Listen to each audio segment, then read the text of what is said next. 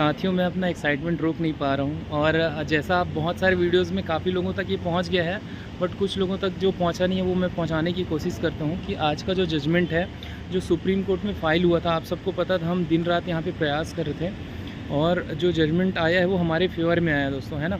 तो आप ये वीडियो के माध्यम से क्लियर समझ जाएंगे जो हमारे एडवोकेट ने आपको स्टेटमेंट दिया है, तो एक बार देखिएगा और समझिएगा और यही बोलूँगा, विजयी भव।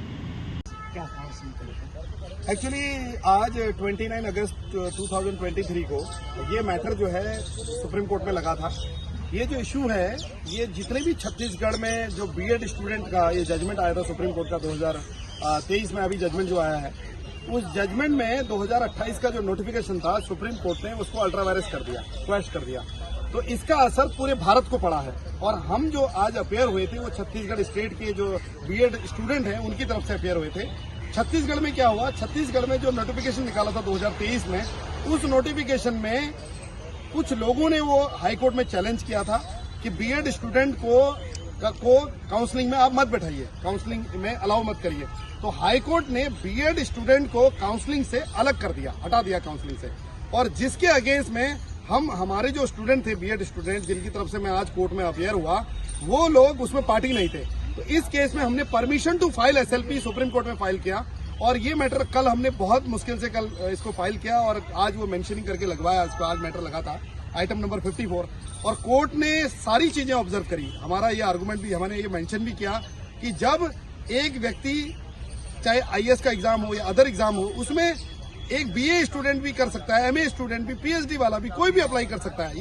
ये फंडामेंटल राइट है, राइट टू जॉब करना, right to education, right to job, वो जो राइट टू एम्प्लॉयमेंट।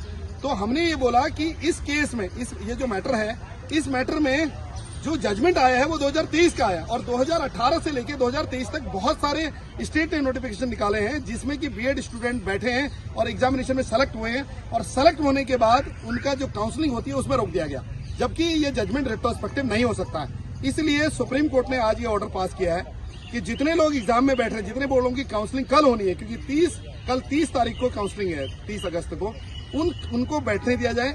और हाईकोर्ट को ये डायरेक्शन दिया है कि हाईकोर्ट उनको जो स्टेट को ये डायरेक्शन दिया गया कि जो अपॉइंटमेंट हो रहे हैं, जितने लोगों के अपॉइंटमेंट हो रहे हैं, उनमें ये क्लॉज डाला जाए कि जो भी उनके अपॉइंटमेंट हो रहे हैं वो outcome of the high court judgement में माने जाएंगे, क्योंकि मैटर हाईकोर्ट में पेंडिंग है। अब हाईकोर्ट का जजमेंट अगर बीएड स्टूडेंट के फेवर में आता है तो बीएड जितने लोगों का सिलेक्शन हुआ है वो कैंसिल होकर बीएड स्टूडेंट जो लोग काउंसलिंग में आए हैं उन सबका सिलेक्शन होगा।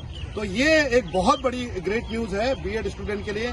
और कन्याकुमारी से बंगाल की खाड़ी तक जितने भी बीएड के स्टूडेंट हैं जिन्होंने 2018 से 2023 तक का एग्जाम दिया है और जिनका नोटिफिकेशन आया, वो सारे लोग जो है इस एग्जाम में आने वाले फ्यूचर में बैठेंगे, उनका सिलेक्शन होगा, क्योंकि रेट्रोस्पेक्टिव इफेक्ट नहीं हो सकता।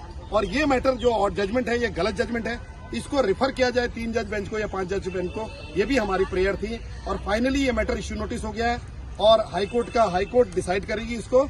और जो अपॉइंटमेंट होगा उसमें ये क्लॉज डाल दिया जाएगा कि आपका अपॉइंटमेंट जो किया जा रहा है वो अपॉइंटमेंट एक टेम्पररी अपॉइंटमेंट किया जा रहा है जब तक कि हाईकोर्ट का जजमेंट नहीं आ जाता। और ऑलरेडी जो हमारे स्टूडेंट, हम क्योंकि पिटिशनर थे नहीं, वहां रिस्पोंडेंट नहीं थे, तो हमें स्टेट को जो पिटिशनर थे उनको ही डायरेक्शन दे दिया गया कि जितने भी रिस्पोंडेंट यहाँ पर हैं उनको पार्टी बनाया जाए। तो ये भारत के जितने बीएड स्टूडेंट हैं 2018 से लेकर 2023 तक का, उनके लिए बहुत बड़े ग्रेट न्यूज है। यही आपको थैंक यू।